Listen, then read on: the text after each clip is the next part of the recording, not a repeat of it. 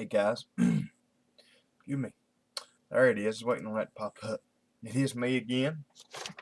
I can find me a marker here. Today is Saturday, well,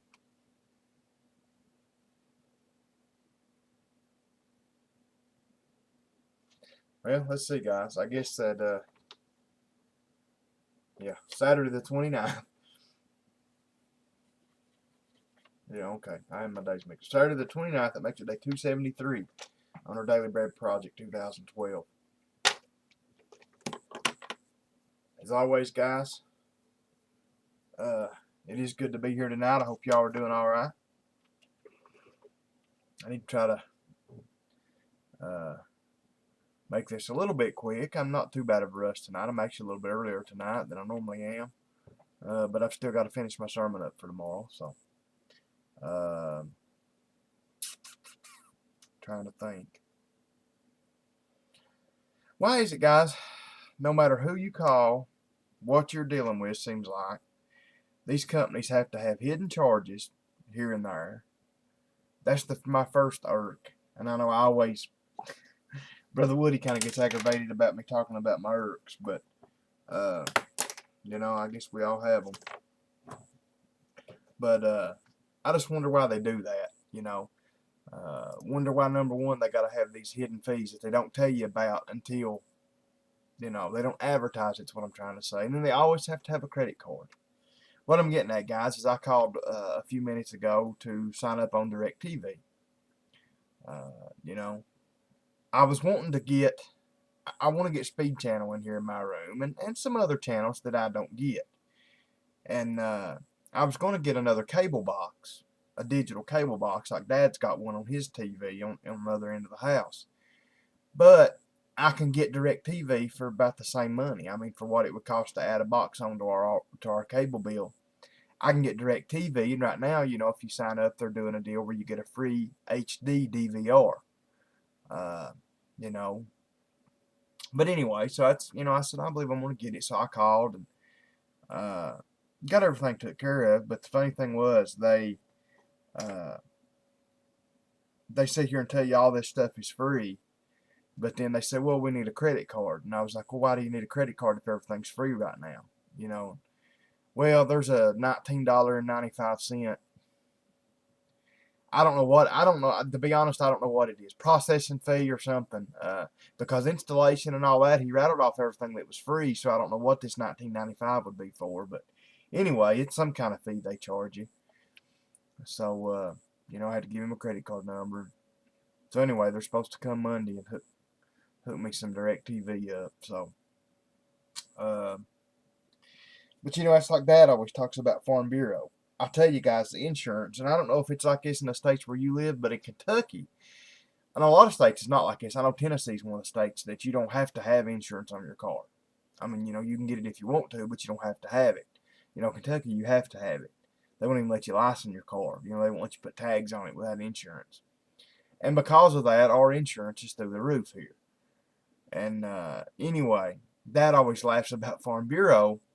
Even though Farm Bureau's making, you know, the whole big company, you know, they're making billions and billions of dollars, they make you pay them to pay them, if that makes any sense. What I'm trying to say is, guys, they started this a few years ago. You have, it's like a $25 a year or $30 a year membership fee.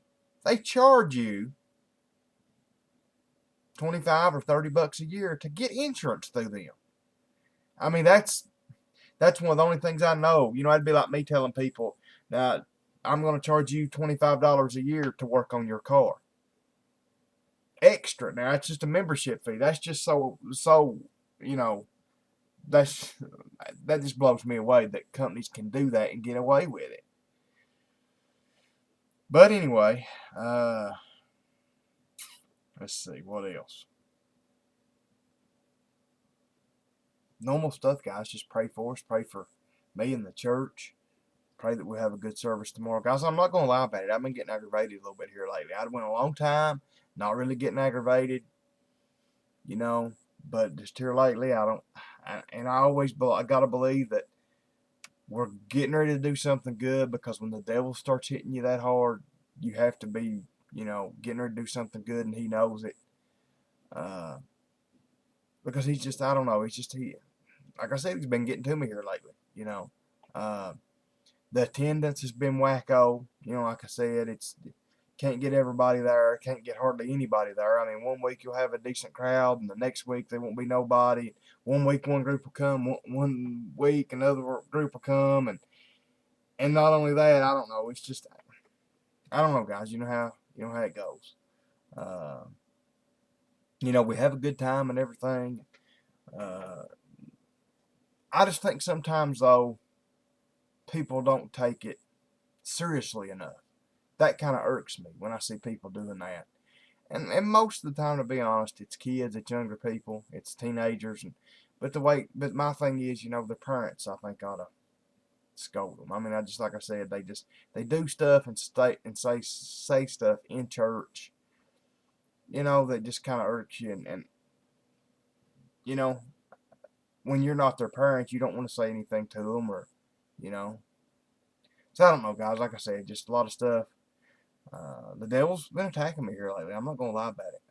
Like I said, between the church stuff, and here this week at work, guys. Last week, no, not this week, but last week, one of the best, probably the best week we've ever had in September. This week, hardly nothing. So he starts whispering in my ear on that. Your look here. Your business is gonna start going down here. You're not gonna have any money. The devil does everything he can do, guys, to get us to doubt the Lord.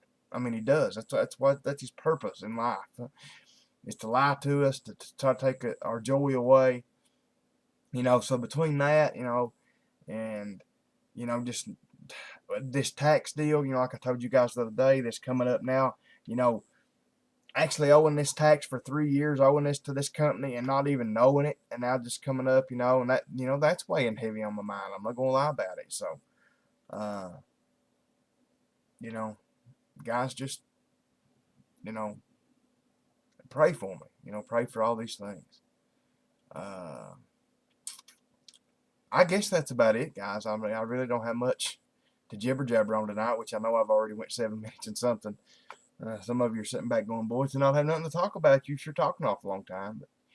But anyway, Darren, brother, if you see this, VW Darren, I know you've not been watching all my videos lately like you used to. Or at least you've not been commenting on them. I'll put it that way. I don't know if you're watching.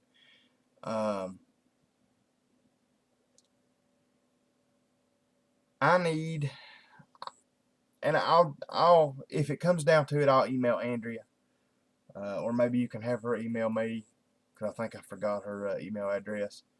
But I'm gonna need maybe some paint. The guy at church is wanting me to paint on his wife's Mustang. I'm really not wanting to do it, to be honest about it, but it's one of them deals. He's kind of aggravating me about it. And I got to paint the hood, the rear bumper cover, and the two front fenders. They're all faded. The rest of the car's bright orange. It's that competition orange. It's that 2004 CY, I think's the code on it, bright competition orange. But anyway, I'm going to try to get him to buy good paint. I'm going to try to get him to buy good 1-to-1 or 1.5-to-1 paint. So if I can talk him into it and everything, I'll get the paint code. I'll contact Andrea. So anyway, having said that, guys, I guess that's about all the jibber jabber for tonight. Let's get into the important thing. Oh, I did want to mention, guys, I did put the wheel speed sensor on Mom's car today. For some of you that maybe was wondering about, did I hit the diagnosis on it? Put the wheel speed sensor on it and plugged it up, and I didn't even get it back out of the garage, and the lights went off. The traction control, ABS, everything went off, everything reset.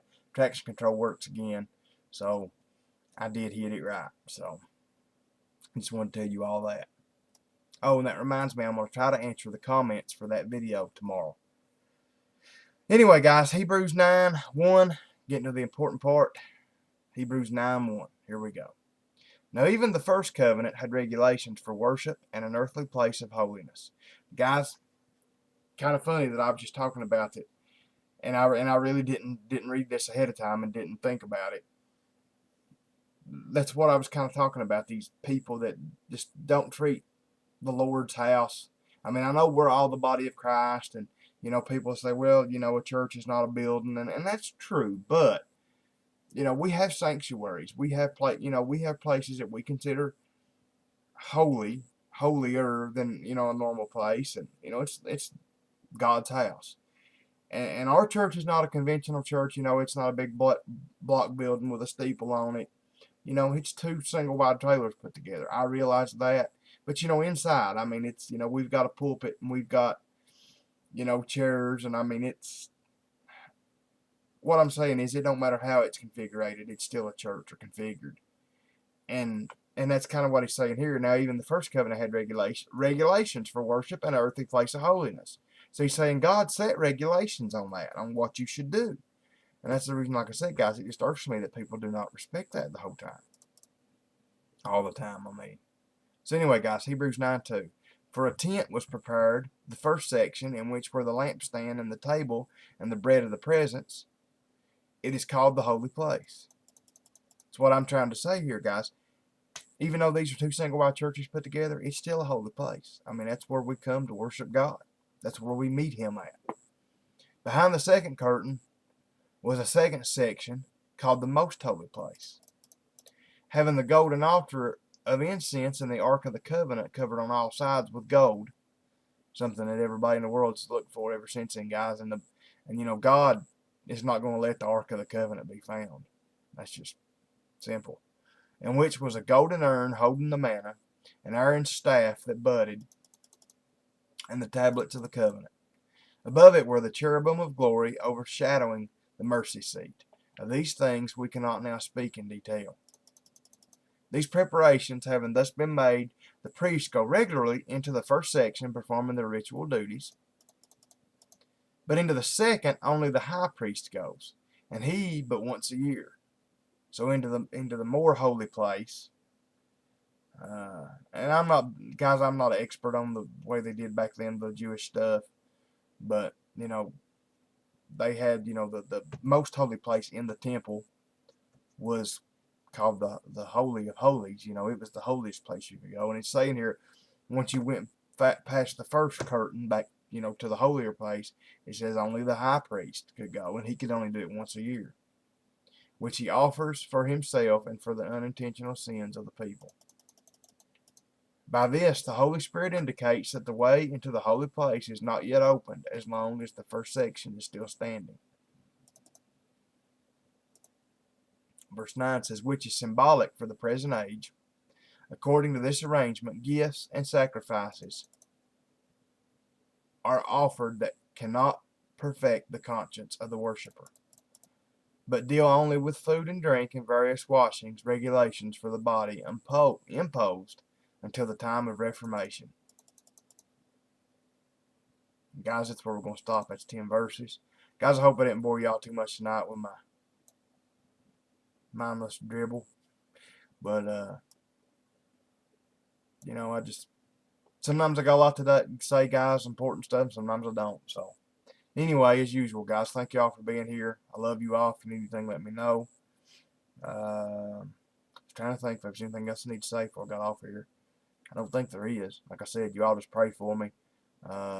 Again, guys, just like I said, I've got a lot on me here lately. Like I said, between worrying about business and now this tax deal coming up and the church. This stuff's always kind of a pressure. But and like I said, even this guy kind of pressured me, wanting me to paint his wife's car. To be honest, I don't want to do it, like I said a while ago, because number one, I painted Mom's car and it turned out good. Well, I painted this guy's work car. It's the Mustang that I showed you guys, the green one. And it turned out good. But that's the thing. These were a little bit rougher cars that had the clear gone, had the paint gone plumb down to the primer. I couldn't make them any worse.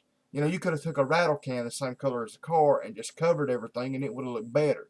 You know what I'm saying? Mom wasn't expecting anything. If hers would have looked awful, she wouldn't have cared. It was kind of the same deal with him on that car.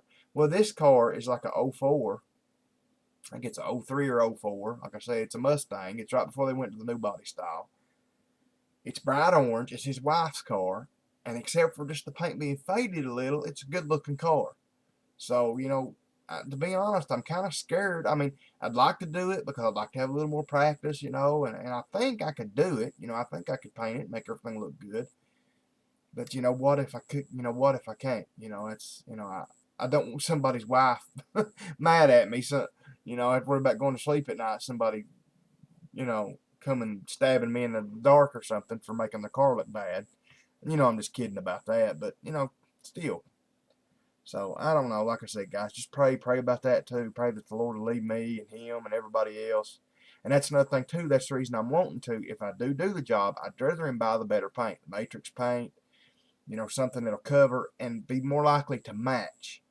Than this cheap paint that. I think this parts house down here, $50 a quart, something like that's what they wanted for it, $55. That's not very much. I can't, Sherwin-Williams, it's their cheap paint. It's not very good paint. So, but anyway, guys, just pray about that. Pray about all these things for me. I do appreciate you all. I love you all. I really do. Good Lord willing, guys, I'll be back here tomorrow night. I may be wore out. I got to try to get my room cleaned up. I wasn't expecting the DirecTV guy to come Monday. To be honest, I said, well, they'll make me an appointment for next week. I mean, it'll be a week or 2 weeks or. At least expecting the end of this week. I didn't expect Monday. And the sad thing is Monday morning, not Monday evening. Monday morning between 8 and 12, they said. So, I'm going to try to get my room cleaned up tomorrow. But anyway, guys, love you all. Good Lord willing, I'll be here tomorrow night.